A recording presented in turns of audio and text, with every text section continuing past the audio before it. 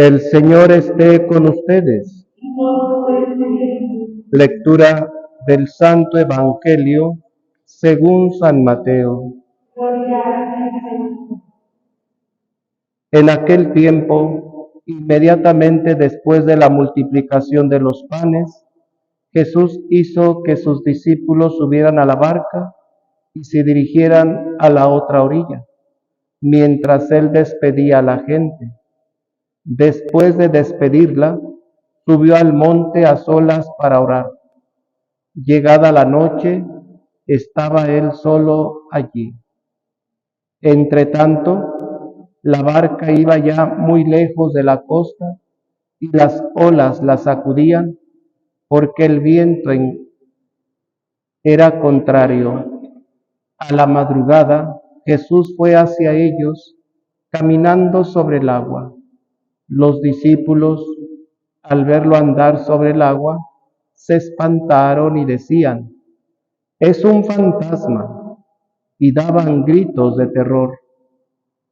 Pero Jesús les dijo enseguida: «Tranquilícense y no teman, soy yo». Entonces le dijo Pedro: «Señor, si eres tú, mándame ir a ti caminando sobre el agua». Jesús le contestó: «Ven». Pedro bajó de la barca y comenzó a caminar sobre el agua hacia Jesús, pero al sentir la fuerza del viento, le entró miedo. Comenzó a hundirse y gritó: «Sálvame, Señor». Inmediatamente Jesús le tendió la mano, lo sostuvo y le dijo: «Hombre de poca fe, ¿por qué dudaste?». En cuanto subieron a la barca, el viento se calmó. Los que estaban en la barca se postraron ante Jesús diciendo: «Verdaderamente tú eres el Hijo de Dios». Palabra del Señor. Gloria a ti, Señor Jesús. Gloria a ti, Señor Jesús. Pueden sentarse. Hermanos, los discípulos vivían con Jesús, estaban con Jesús. Los discípulos eran testigos de todas las acciones que Jesús hacía como el Hijo de Dios, como el Salvador. Los discípulos presenciaron y vivieron esa multiplicación de los panes, de la cual ahora el Evangelio nos habla al principio. Y cuando Jesús camina sobre las aguas hacia ellos, se espantan. Entonces, todas esas experiencias, todas esas vivencias que los discípulos estuvieron con Jesús, ¿dónde están? Porque después que lo ven por encima de la naturaleza, es decir, como Dios, porque eso significa que Jesús camine sobre las aguas, que es el Señor de todo lo creado y que Él está por encima de toda la creación. Él está por encima de esa inmensidad y profundidad inmensa del mar. Los discípulos no entendieron y en su poca fe creyeron ver un fantasma. Jesús les ha demostrado que Él es el Mesías, el que ha venido y vino para estar al pendiente de las necesidades de cada uno de nosotros y también para cubrir nuestras carencias y limitaciones en la multiplicación de los panes. Más que ser un banquete de comer, Jesús ahí está demostrando que Él es el Mesías, que viene a alimentar en toda la dimensión de la humanidad, del hombre, y ver las carencias y suplir las carencias que el hombre tenemos.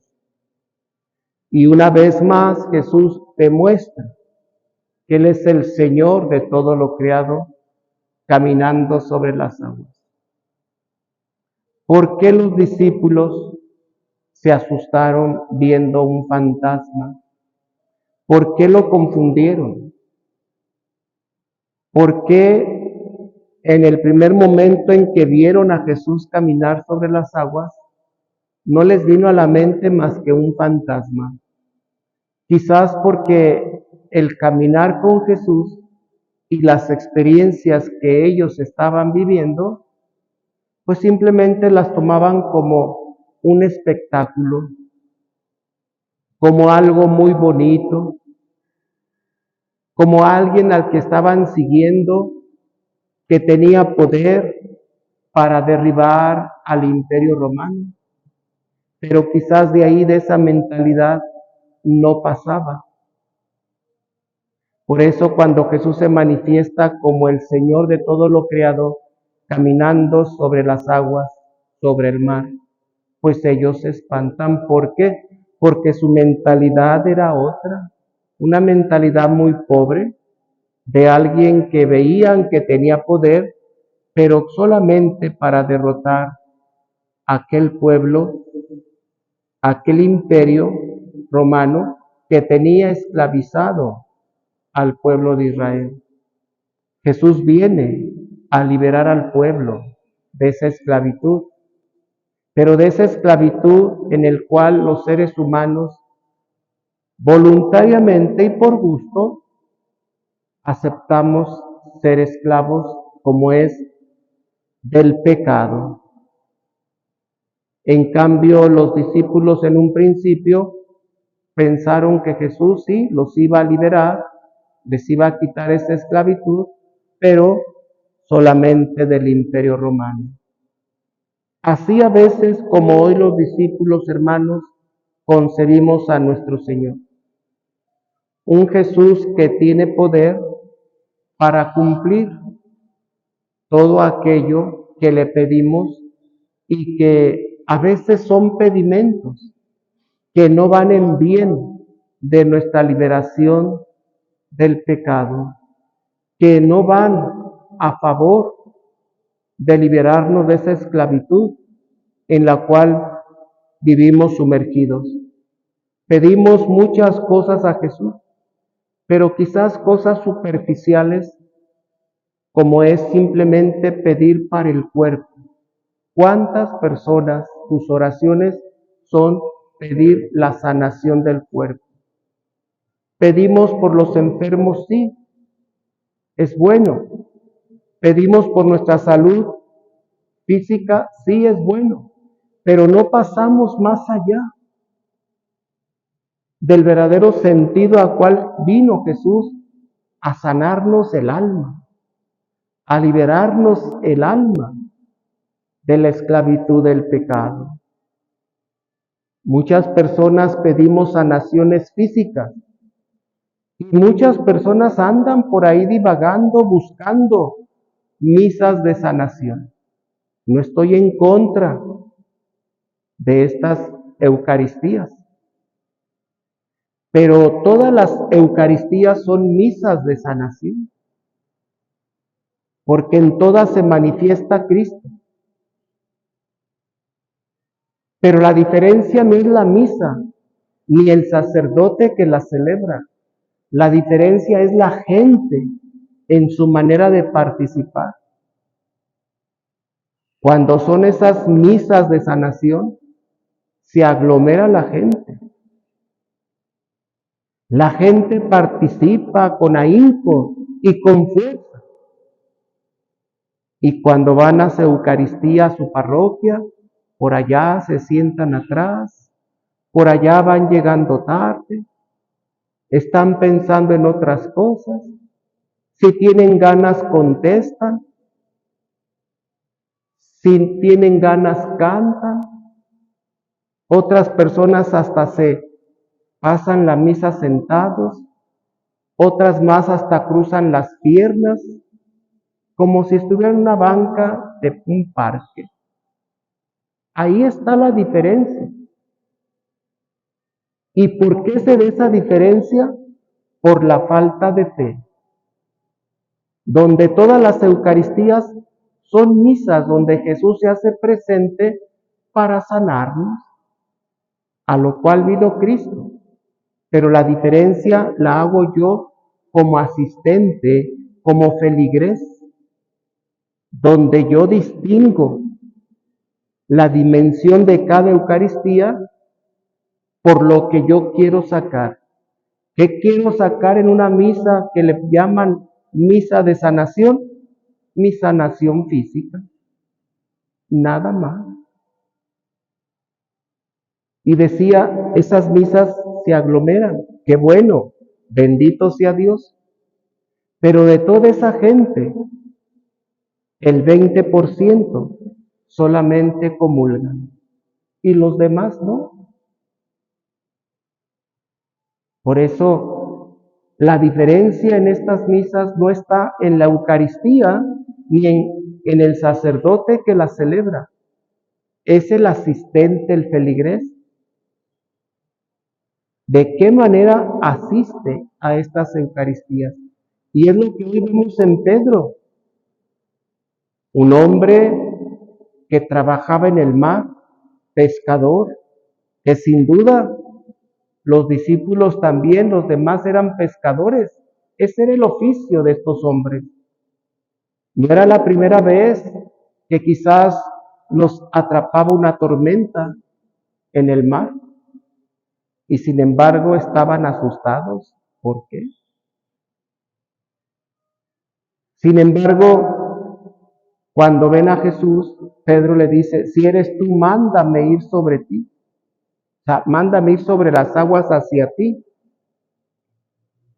Pedro, como todo un buen pescador y que sabía nadar, saca el pie de la barca y empieza a caminar.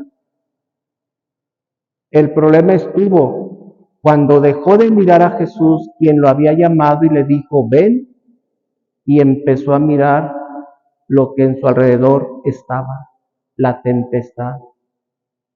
Y ahí fue donde se empezó a hundir. Y eso es lo que también nos pasa. Dejamos de mirar y de seguir nuestro objetivo, que es Cristo, en el caminar de nuestra vida.